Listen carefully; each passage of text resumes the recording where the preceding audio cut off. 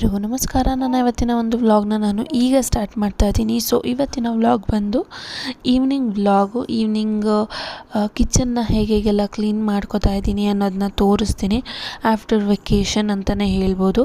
So ಅದಕ್ಕಿಂತ ಮುಂಚೆ ಒಂದು ಸ್ವಲ್ಪ ನಮಗೆ ಎನರ್ಜಿ ಬೇಕಲ್ವ, ಹಾಗಾಗಿ ಪಿಜ್ಜಾ ತರಿಸಿದ್ದೆ. ಮಗ ತುಂಬ ಕೇಳ್ತಾ ಇದ್ದ, ಒಂದೂವರೆ ತಿಂಗಳು 2 ತಿಂಗಳಿಂದ ಬೇಕು ಅಂತ. ಸೊ ಹಾಗಾಗಿ ಇವತ್ತು ತರಿಸಿದ್ದೀನಿ. ಸೊ ಯಾಕಪ್ಪ ಅಂತ ಅಂದರೆ, ಊರಿಂದ ಬೇರೆ ಬಂದಿದ್ದಾನೆ, ಅಲ್ಲೆಲ್ಲ ಫ್ರೆಂಡ್ಸ್ಗಳು ಎಲ್ಲ ಇದ್ದರು, ಆಟ ಎಲ್ಲ ಚೆನ್ನಾಗಿತ್ತು. ಸೊ ಸಡನ್ನಾಗಿ ಬಿಟ್ಟು ಬಂದ ತಕ್ಷಣವೇ ಸ್ವಲ್ಪ ಮಾನಸಿಕವಾಗಿ ಏರುಪೇರು ಆಗ್ತಾರೆ ಮಕ್ಕಳು ಅನ್ನೋ ಒಂದು ಕಾರಣಕ್ಕೆ ಅವರಿಗೆ ಏನು ಖುಷಿ ಕೊಡುತ್ತೆ ಅದನ್ನು 1-2 ದಿನ ನಾನು ಮಾಡ್ತೀನಿ. ಸೊ ಅದಾದ ನಂತರ ನಮ್ಮ ಕಿಚನ್ನ ಒಂದು ಸ್ಥಿತಿಗೆ ಬರೋ ಹಾಗಿದ್ರೆ ನೋಡಿ ಈಗಿದೆ. ಏನೂ ಕ್ಲೀನ್ ಮಾಡಿಲ್ಲ, ಬಂದು ಸ್ವಲ್ಪ ಶೆಲ್ಫ್ ಕ್ಲೀನ್ ಮಾಡಿದ್ದೆ ಅಷ್ಟೇ. ಅದಾದಮೇಲೆ ಎಲ್ಲ ಹಾಗಾಗೆ ಇತ್ತು. ಯಾಕಂದರೆ ಬೆಳಿಗ್ಗೆಯಿಂದ ನಾನು ಹಾಲು, ರೂಮ್ಸು ಅವೆಲ್ಲ ಕ್ಲೀನ್ ಮಾಡ್ತಿದ್ದಿದ್ದ ಕಾರಣ ಅಡುಗೆ ಮನೆ ಕಡೆ ಗಮನ ಸ್ವಲ್ಪ ಕಮ್ಮಿನೇ. ಯಾಕೆ ಅಂತ ಅಂದರೆ, ಮಕ್ಕಳೆಲ್ಲ ಅಡುಗೆ ಮನೆಗೆ ಬರ್ತಾರೆ ನನ್ನ ಹಿಂದೆಯೇ ಅನ್ನೋ ಒಂದು ಕಾರಣಕ್ಕೆ. ಸೊ ಅಡುಗೆ ಮನೆಯೆಲ್ಲ ಇವಾಗ ಕ್ಲೀನ್ ಮಾಡ್ಕೋತಾ ನಿಮ್ಮ ಜೊತೆ ಕೆಲವೊಂದು ವಿಚಾರಗಳನ್ನ ಮಾತಾಡೋಣ ಅಂತ ಬಂದಿದ್ದೀನಿ. ಸೊ ಹೌದು, ಹೆಣ್ಣುಮಕ್ಕಳು ಪದ್ಧತಿ ವಿಚಾರದಲ್ಲಿ ಹೇಗೆ ಅಂತ. ಕೆಲವರು ಹುಟ್ಟುತ್ತಾನೆ ಪದ್ಧತಿನ ಕಲ್ತ್ಕೊಂಡು ಬಂದಿರಲ್ಲ, ಆ ನಂತರ ಪದ್ಧತಿಗಳನ್ನ ಕಲ್ತ್ಕೋತಾರೆ. ಅವರು ಕಲ್ತ್ಕೊಳ್ಳೋಕ್ಕೆ ನಾವು ಕಲಿಸ್ಬೇಕಾ ಅಥವಾ ಅವರಾಗೆ ಅವರು ಕಲಿಯೋಕ್ಕೆ ಬಿಡಬೇಕಾ ಅಂತ ನೀವು ಕೇಳೋ ಹಾಗಿದ್ರೆ ನಿಮ್ಮ ಆನ್ಸರ್ಗಳೆಲ್ಲ ಹೇಗೆ ಅನ್ನೋದನ್ನ ನನಗೆ ತಿಳಿಸಿ. ನನ್ನ ಪ್ರಕಾರ ಹೆಣ್ಮಕ್ಕಳು ತನ್ನ ಮನೆ ಅಂತ ಹೋದ ನಂತರ ಅವಳು 1-2 ವರ್ಷಗಳಾದ ಮೇಲೆ ನಿಧಾನವಾಗಿ ಅರ್ಥ ಮಾಡ್ಕೊಳ್ತಾಳೆ, ಏನು ಪದ್ಧತಿ, ಅವ್ರ ಮನೆ ಪದ್ಧತಿಗಳು ಏನು, ಹಾಗೆ ಆಚಾರ ವಿಚಾರಗಳು ಏನು ಅಂತ ತಿಳ್ಕೊತಾಳೆ. ಸೊ ಆ ರೀತಿಯಾಗಿ ತಿಳ್ಕೊಳ್ಳೋಕ್ಕೆ ನಾವು ಬಿಟ್ಕೊಡ್ಬೇಕು, ಟೈಮ್ನ ಕೊಡಬೇಕು ಅವ್ರಿಗೆ, ಹಾಗೆ ಬಿಟ್ಕೊಡ್ಲಿಲ್ಲ ನೀನು ಹಿಂಗೆ ಮಾಡ್ತೀಯಾ ಹಂಗೆ ಮಾಡ್ತೀಯಾ ಅಂತ ಬ್ಲೇಮ್ ಮಾಡ್ಕೊತಾ ಹೋದರೆ ಅವಳು ಆ 2 ವರ್ಷದಲ್ಲೇ ರಿವರ್ಸ್ ತಿಳ್ಕೊಳ್ಳೋ ಅಂತಹ ಚಾನ್ಸಸ್ ತುಂಬ ಇರುತ್ತೆ. ಯಾಕೆ ಅಂತ ಅಂದರೆ, ನಾನು ಯಾಕೆ ಅದನ್ನು ಮಾಡಬೇಕು, ನನಗೆ ಯಾಕೆ ಅದನ್ನ ಹೇಳ್ತಾರೆ ಅಂತ ರಿಟರ್ನ್ ಆಗೋ ಒಂದು ಚಾನ್ಸಸ್ ತುಂಬ ಇರುತ್ತೆ. ಸೊ ಆ ರೀಸನ್ಗೋಸ್ಕರ ಹೆಣ್ಮಕ್ಳು ಅವರಾಗೆ ಅವರು ಎಲ್ಲವನ್ನು ತಿಳ್ಕೊಳ್ಳೋಕ್ಕೆ ನೀವು ಬಿಡಬೇಕು, ಹಾಗೆ ಟೈಮ್ ಕೂಡ ಕೊಡಬೇಕು ಅವ್ರಿಗೆ. ಬರೀ ಒಂದು ಸಂಪ್ರದಾಯ ಅದನ್ನು ತಿಳ್ಕೊಳ್ಳಿಲ್ಲ ಅನ್ನೋ ಒಂದು ಕಾರಣಕ್ಕೆ ಎಲ್ಲರಿದ್ರಿಗೆ ಅವಳನ್ನ ಬ್ಲೇಮ್ ಮಾಡ್ತಾ ಕೂತ್ಕೊಳ್ಳೋಕ್ಕೆ ಹೋಗಬಾರ್ದು. ಯಾಕೆ ಅಂತಂದರೆ ಅವ್ರಿಗೆ ಸ್ವಲ್ಪ ಟೈಮ್ ಕೊಡಬೇಕು. ಬೇರೆ ಮನೆ ಪದ್ಧತಿನ ಅವರು ಪಾಲಿಸ್ತಾ ಇರ್ತಾರೆ, ಅಲ್ಲಿಂದ ಇಲ್ಲಿಗೆ ಬಂದಿರ್ತಾರೆ, ಗಂಡನ ಮನೆಗೆ ಬಂದಿರ್ತಾರೆ, ಹೆಣ್ಮಕ್ಳು ಅವರಾಗೆ ಅವರು ಕಲಿತಾರೆ ಅನ್ನೋ ಒಂದು ಕಾರಣಕ್ಕೆ ಅಷ್ಟೆ. ಸೊ ಕೆಲವೊಂದು ವಿಚಾರ ಹೀಗೆ ಮಿಡಲಲ್ಲಿ ಹೇಳ್ತಾ ಇರ್ತೀನಿ.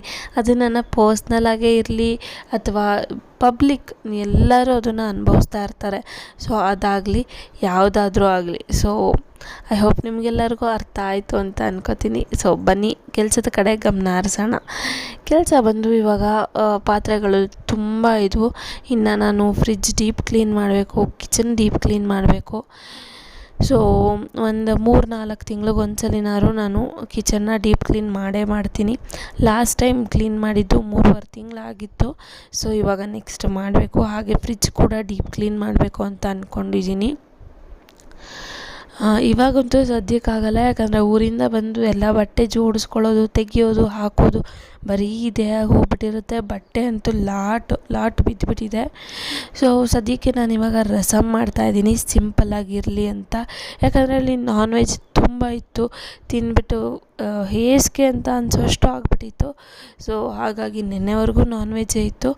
ಆ ಒಂದು ಕಾರಣಕ್ಕೆ ಒಂದು ಲೈಟಾಗಿ ರಸಮ್, ರೈಸು, ಎಗ್ ಬೇಕೇ ಬೇಕು ಅಂತ ಅಂದ್ಬಿಟ್ಟು ಮಾಡಿಸ್ಕೊಂಡ್ರು ಸೊ ನನ್ನ ಹಸ್ಬೆಂಡು. ಸೊ ಎಗ್ ಮಾಡಿದ್ದೀನಿ, ಎಗ್ ಬೇಯಿಸಿದ್ದೀನಿ ಅವ್ರಿಗೆ. ಸೊ ಅವ್ರಿಗೆ ಹಾಗೆ ಮಕ್ಕಳಿಗೆಲ್ಲ ಏನಿಲ್ಲ, ರೈಸು, ಮಜ್ಜಿಗೆ, ಹಾಗೆ ರಸಮು ಅಷ್ಟೇ. ಸೊ ಇಷ್ಟ ಆಗಿತ್ತು ಇವತ್ತಿನ ಒಂದು ವ್ಲಾಗು. ಎಂಡ್ವರೆಗೂ ನೋಡಿ, ತುಂಬ ಚೆನ್ನಾಗಿದೆ, ಇಂಟ್ರೆಸ್ಟಿಂಗ್ ಆಗಿದೆ, ಕ್ಲೀನಿಂಗ್ ಮೋಟಿವೇಶನ್ ಆಗುತ್ತೆ ನಿಮಗೆ. ನೀವು ಮನೆಯಲ್ಲಿ ಬೋರ್ ಆಗುತ್ತಪ್ಪ ಅನ್ನೋರು ಈ ಒಂದು ವಿಡಿಯೋನ ನೋಡಿ ನಿಮ್ಮ ಕ್ಲೀನಿಂಗ್ನ ಸ್ಟಾರ್ಟ್ ಮಾಡ್ಬೋದು.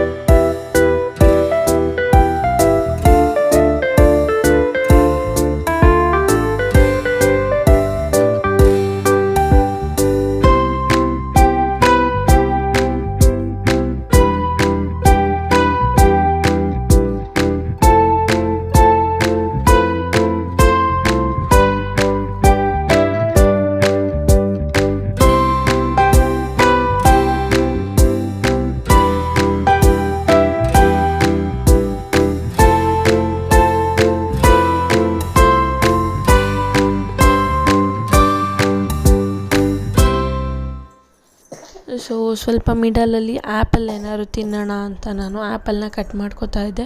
ಊಟ ತಿನ್ನೋಕ್ಕಿಂತ ನನಗೆ ಫ್ರೂಟ್ಸ್ ಏನಾದ್ರು ತಿಂದರೆ ತುಂಬ ಚೆನ್ನಾಗಿ ಅನಿಸುತ್ತೆ. ಸೊ ಆ ರೀಸನ್ಗೋಸ್ಕರ ಆ್ಯಪಲ್ ಮಕ್ಳಿಗೂ ಕೊಟ್ಬಿಟ್ಟು ನಾನು ತಿನ್ನೋಣ ಅಂತ ಕಟ್ ಮಾಡಿದ್ದೀನಿ.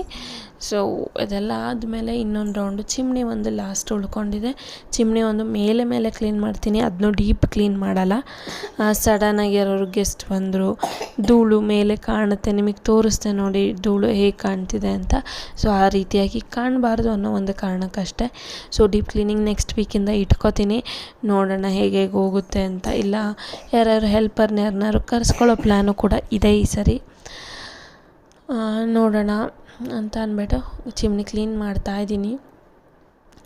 ಸೊ ನೋಡಿ ಈ ರೀತಿಯಾಗಿ ಕ್ಲೀನ್ ಮಾಡಿದ್ರೆ ಆಟೋಮ್ಯಾಟಿಕ್ ಇರೋದ್ರಿಂದ ಅದು ಆಟೋ ಆಫ್ ಆಗ್ತಾ ಇರುತ್ತೆ. ಜಸ್ಟ್ ಒಂದು ಕೈ ಟಚ್ ಮಾಡಿದ್ರೆ ಸಾಕು ಆಫ್ ಆಗಿಬಿಡುತ್ತೆ. ಬಟ್ ಲೈಟ್ ನನಗೆ ಬೇಕೇ ಬೇಕು. ವೀಡಿಯೋ ಆಗ್ತಾಯಿದೆಯಾ ಅಂತ ಚೆಕ್ ಮಾಡ್ಕೊತಾ ಇದ್ದೀನಿ, ಯಾಕಂದರೆ ನೆನ್ನೆ ವೀಡಿಯೋ ಮಾಡಿದ್ದು ಹಾಗೇ ಇರಲಿಲ್ಲ. ಸೊ ಆ ರೀಸನ್ಗೋಸ್ಕರ ಇವತ್ತು ಡಬಲ್ ಟೈಮ್ ಚೆಕ್ ಮಾಡ್ಕೊತಾ ಇದ್ದೀನಿ. ಸೊ ಅದೆಲ್ಲ ಆದ ನಂತರ ನಾನು ಕಿಚನ್ನೆಲ್ಲ ಕಂಪ್ಲೀಟಾಗಿ ಕ್ಲೀನ್ ಆಯಿತು, ಊಟ ಆಗಿ ಮಲಗೋದು ಅಷ್ಟೇ. ಇನ್ನು ನೆಕ್ಸ್ಟು ಐ ಹೋಪ್ ನಿಮ್ಮೆಲ್ಲರಿಗೂ ಈ ಒಂದು ವಿಡಿಯೋ ಇಷ್ಟ ಆಗುತ್ತೆ ಅಂತ ಅನ್ಕೋತೀನಿ. ಇಷ್ಟ ಆದರೆ ಗೊತ್ತೇ ಇದೆ ಅಲ್ವಾ, ಲೈಕ್ ಮಾಡಿ, ಶೇರ್ ಮಾಡಿ, ಕಮೆಂಟ್ ಮೂಲಕ ನಿಮ್ಮ ಅಭಿಪ್ರಾಯಗಳನ್ನ ತಿಳಿಸೋದನ್ನ ಯಾವುದೇ ಕಾರಣಕ್ಕೂ ಮರಿಬೇಡಿ. ಹಾಗೆ ಸಬ್ಸ್ಕ್ರೈಬ್ ಆಗೋದನ್ನ ಕೂಡ ಯಾವುದೇ ಕಾರಣಕ್ಕೂ ಮರಿಬೇಡಿ ಅಂತ ಹೇಳ್ತಾ ಇವತ್ತಿನ ವ್ಲಾಗ್ನ ಕಂಟಿನ್ಯೂ ಮಾಡ್ತೀನಿ. ನೋಡಿ ಚೆನ್ನಾಗಿದ್ರೆ ಗೊತ್ತೇ ಇದೆ ಅಲ್ವಾ.